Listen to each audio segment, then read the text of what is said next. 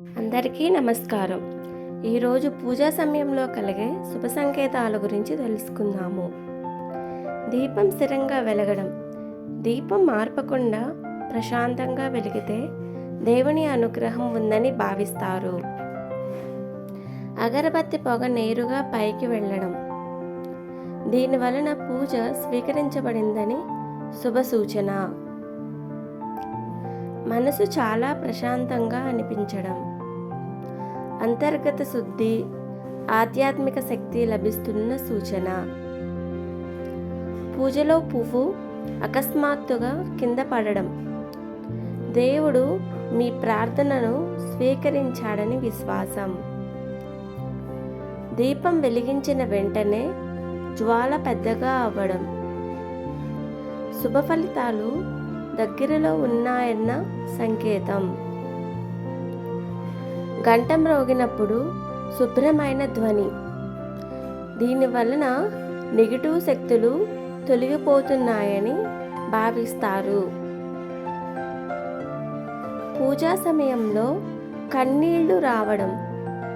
భక్తి పరాకాష్ఠకు చేరిందని, దేవునితో అనుబంధం పెరిగిందని సూచన. పూజలో సువాసన ఎక్కువగా అనిపించడం.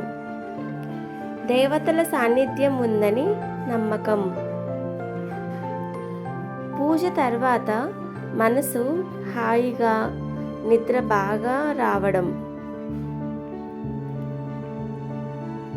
మరియు మానసిక భారాలు తగ్గుతున్నాయన్న శుభ సూచన.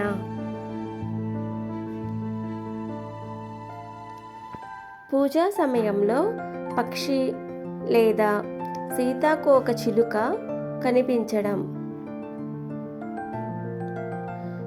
శుభవార్తలు, మంచి మార్పులు రాబోతున్నాయని భావిస్తారు. కుంకుమ లేదా విభూతి నుదుటికి బాగా అంటుకోవడం. దేవుని కృప పొందుతున్నామని భావిస్తారు.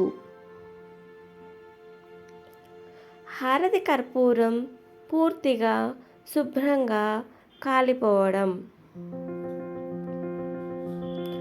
పూజ విజయవంతంగా పూర్తయిందన్న సూచన. పూజలో ఏకాగ్రత ఎక్కువగా రావడం.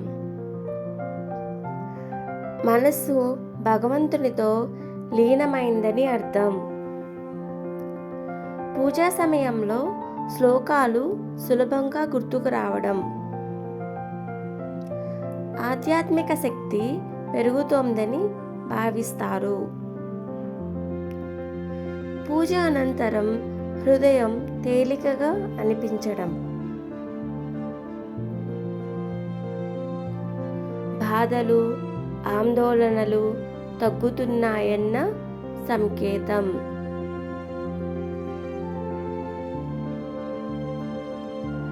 తులసి ఆకులు లేదా పూలు తాజాగా ఉండడం. దేవుని సాన్నిధ్యం ఉందని నమ్మకం. పూజా సమయంలో శంఖం శుభ్రంగా ధ్వనించడం. పాజిటివ్ ఎనర్జీ వ్యాప్తి చెందుతోందని విశ్వాసం. అనుకోకుండా ఓం లేదా దేవుని నామం నోటికి రావడం. దైవ అనుగ్రహ సూచనగా భావిస్తారు. పూజ తర్వాత మంచి ఆలోచనలు రావడం. దీని వలన జీవన మార్గం సృష్టంగా అవుతుందన్న శుభ సూచన. పూజ పూర్తయ్యాక సంతోషం, ధైర్యం కలగడం. దేవుని ఆశీస్సులు ఉన్నాయని విశ్వాసం.